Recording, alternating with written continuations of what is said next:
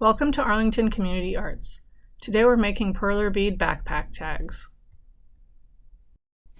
Begin by placing a pegboard on your template. Using the template as a guide, place colored beads on your design. Make sure to leave 1 or 2 beads empty at the top of your design. This is where we will attach the backpack clip. If you don't want to work on top of your template, you can move your pegboard to the side and use your template as a guide.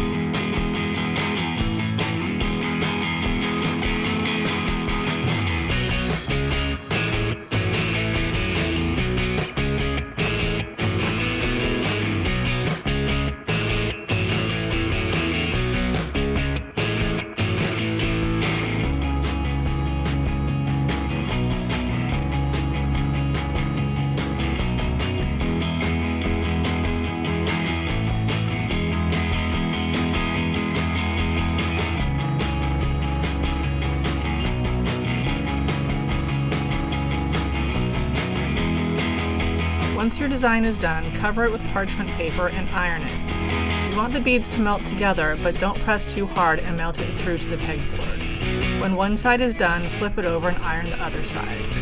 Insert a wire through the top of the design and attach your bag clip.